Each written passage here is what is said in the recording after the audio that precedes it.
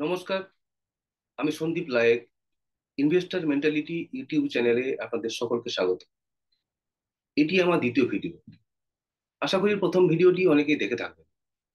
যারা দেখেননি তাদের অনুরোধ করব যে এই ভিডিওর কমেন্টে গিয়ে প্রথম কমেন্টে আগের ভিডিও লিংক দেওয়া থাকবে, সেখান থেকে গিয়ে আপনার ভিডিওটি দেখে নিন। যাই হোক, প্রথম ভিডিও সম্পর্কে অনেক পজিটিভ রেসপন্স পেয়েছি এবং বেশ কিছু নেগেটিভ ফিডব্যাকও পেয়েছি, এবং জানি সেই ফিডব্যাক গুলো আসাই স্বাভাবিক। বেশ কিছু সাউন্ড রিলেটেড ইস্যু রয়ে গেছে, বেশ কিছু প্রোনাউন্সিয়েশন রিলেটেড ইস্যু রয়ে গেছে, যেগুলো মনে হয় পরবর্তী ভিডিওতে আস্তে আস্তে ঠিক হয়ে যাবে এবং পরবর্তী ভিডিওগুলো আপনাদের পক্ষে বেশি গ্রহণযোগ্য হবে। তো এই যে ভিডিওগুলো দেখছেন, এগুলো সবই কিন্তু আনকাট ভিডিও, মানে যা বলছি সেগুলোকে কিন্তু আমি কেটে বাদ দিচ্ছি না, যে হয়তো একটু ভুল বললাম সেটাকে কেটে বাদ দিলাম তা কিন্তু করছি না। যা বলছি সেটাই রেকর্ড হচ্ছে, সেটাই আপনারা শুনছেন। এবং এই ভিডিওগুলোর কোনো কন্টেন্ট নেই, মানে যে একটা লেখা আছে সেই লেখাটা আমি পড়ে পড়ে শোনাচ্ছি আপনাদের, তাও কিন্তু নয়। সুতরাং ভিডিওতে কিছু ভুল বলে থাকলে বা কোনো কিছু অপছন্দ হলে সেটা আমার ভিউ হিসাবে নেবেন, সেটা নিয়ে আপনারা কিন্তু মন খারাপ করবেন না। এবং এই ভিডিওগুলোর আমি মূলত গল্পের ছলে বলতে চাইছি, যাতে সেটা সবাই বুঝতে পারে। সে পড়াশোনাতে যেমনই হোক, সে যে জেন্ডারই হোক, সে ছেলে হোক মেয়ে হোক, কম বয়সী হোক বেশি বয়সী হোক, সবার কাছে যাতে ভিডিওগুলো সহজে সহজে বোধগম্য হয় তার চেষ্টা আমি কিন্তু করছি। এবং তাই এই ভিডিওগুলোকে আমি গল্পের ছলে বলার চেষ্টা করছি। তো আজকের এই যে ভিডিও, তার কন্টেন্ট হলো হুট করে বড়লোক। আচ্ছা বলুন তো, হুট করে কি বড়লোক হওয়া যায়? জানি অনেকে বলবেন যে হ্যাঁ যায়, অনেকে বলবেন যায় না। তা আমি কি বলবো? আমি বলবো না, যায় না। হুট করে বেশ কিছু পয়সা পাওয়া যায়, বেশ কিছু টাকা পাওয়া যায়, কিন্তু বড়লোক হওয়া যায় না। বড়লোক হতে গেলে অনেক কিছু লাগে, অনেক ধৈর্য লাগে, অনেক অধ্যবসায় লাগে, অনেক সময় লাগে। আচ্ছা, দুটো ঘটনা বলি। আচ্ছা, সেই সুশীল কুমারের কথা আপনাদের মনে আছে? যে ভদ্রলোক কোন বনেগা কোটিপতিতে 5 কোটি টাকা পেয়েছিলেন? হ্যাঁ, অনেক হয়তো মনে পড়েছে। কিন্তু জানেন কি তার পরবর্তী সময়ে কি হয়েছিল? না, সেটা হয়তো অনেকে জানেন না। তিনি কিন্তু পরবর্তী সময়ে পুরো নিঃস্ব হয়ে যান। তার 1 টাকাও ছিল না। সে টাকা তিনি রাখতে পারেননি, কারণ সে টাকাটা তিনি তিল তিল করে অর্জন করেননি। এবং তিনি টাকার যে ম্যানেজমেন্ট সেটা তিনি জানতেন না, তাই তিনি রাখতে পারেন।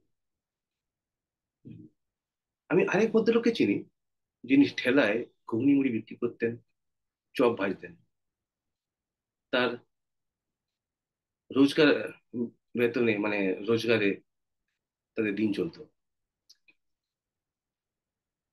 তো হঠাৎই সেই ভদ্রলোক একদিন কোটি টাকা পেয়ে যান লটারিতে। ট্যাক্স এসব বাদ দিয়ে 60-70 লাখ টাকা তার বাড়িতে আসে। কিন্তু সেই টাকা কিন্তু তিনি 3 বছরও রাখতে পারেন। 3 বছরের মধ্যে তিনি আবার তার নিজের অবস্থায় ফিরে আসেন। এমনকি তার অবস্থা আগের চেয়েও খারাপ হয়ে যায়। তিনি টাকা পেয়ে তার বাড়িটাকে রেনোভেশন করে ফেলেন, নতুন এসি লাগান, নতুন রেফ্রিজারেটর কেনেন, নতুন ওয়াশিং মেশিন কেনেন, যাবতীয় দামি দামি আসবাবপত্র কেনেন, এনফিল্ড বাইক কেনেন, নতুন নতুন জামা কাপড় কেনেন, দামি জামা কাপড় কেনেন, ব্র্যান্ডেড ব্র্যান্ডেড শু কেনেন।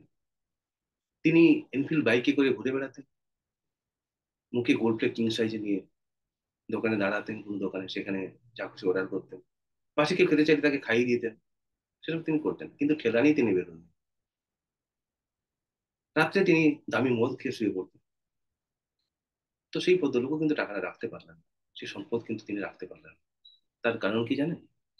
তার কারণ একটাই, হুট করে পাওয়া টাকা।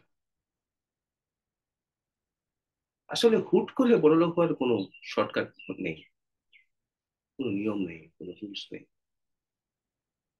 ওইসব করাপ্ট পলিটিশিয়ানস বা করাপ্ট ব্যবসায়ীদের কথা বাদ দিন, সাধারণভাবে কিন্তু নেই।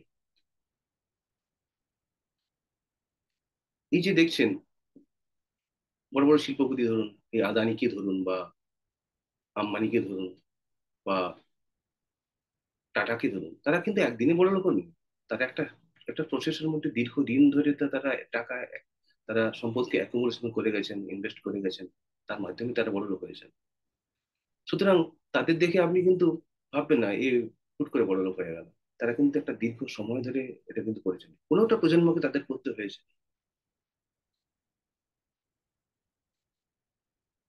তাই কি ভাবছেন যে হুট করে বড় লোক হওয়া যায়? না, যায় না। যারা সেই প্রলোভন দিচ্ছে তাদের থেকে দূরে থাকুন।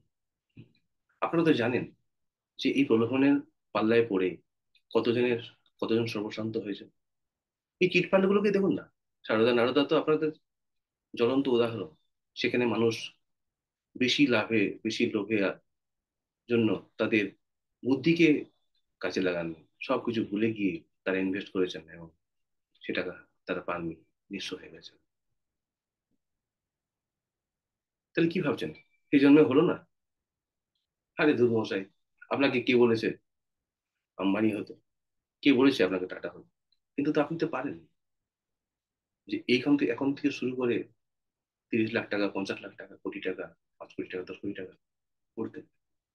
তো যা পারলেন, অতি ক্ষতি কি? এবং এর থেকে বাঁচতে গেলে ইনভেস্টমেন্ট ছাড়া কোনো গতি নেই। কিন্তু এই প্রসেসটা বেশ স্লো। আচ্ছা ভাবুন, একজন লোক যে ম্যারাথন কমপ্লিট করতে চায়, কত মাইল, 14 মাইল, তাই তো? তো সে যদি 100 মিটার দৌড়ের মতো দ্রুতগতি ছোটে, সে কিন্তু ওই ম্যারাথন কমপ্লিট করতে পারবে না। আবার ভাবুন, কেউ এভারেস্ট উঠলো, সে কি দৌড়ে গিয়ে এভারেস্টে উঠতে পারবে? না, পারবে না। তাকে ধীর পদক্ষেপে এগিয়ে যেতে হবে, চড়াই উতরাই এর মধ্য দিয়ে তাকে এগিয়ে যেতে হবে। আমার একটা ঘটনা মনে পড়ছে, আমি একদিন দার্জিলিং এর রাস্তায় হেঁটে আসছি। এক বয়স্ক ভদ্রলোক দেখলাম, বয়স্ক মানে বয়স বোঝা ওদের খুব মুশকিল, যাই হোক, দেখে মনে হলো 55-60 এরকম কিছু হবে। তো চিবুকের কাছ থেকে একটা দড়ি দিয়ে বেঁধে পিঠের দিকে একটা সিলিন্ডার, মানে গ্যাস সিলিন্ডার, তিনি বয়ে নিয়ে যাচ্ছেন। তো যেটা দেখার, তার স্টেপ গুলো এতটাই ছোট, আপনি কিন্তু ভাবতে পারবেন না। কিন্তু ওই স্টেপ না ফেললে কিন্তু তিনি ওটাকে বয়ে আনতে পারবেন না। ওই পাহাড়ি এলাকায় ওটাকে তিনি বয়ে আনতে পারবেন। তাই লক্ষ্য যদি ঠিক থাকে, স্টেপ যদি ছোটও হয়, তাহলেও কিন্তু আপনি আমরা আপনার লক্ষ্যে পৌঁছতে পারেন।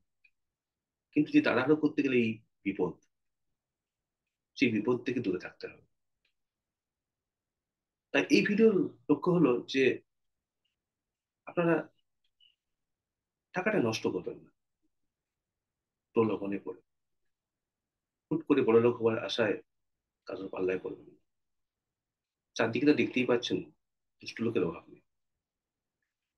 আমাদের ইনভেস্টরদের যিনি গুরু, সেই ওয়ারেন বাফেটের দুটো কথা দিয়ে এই ভিডিওটা শেষ করবো। তিনি দুটো রুলস বা নিয়মের কথা বলেছেন, যেগুলো ইনভেস্টররা সবাই মেনে চলে।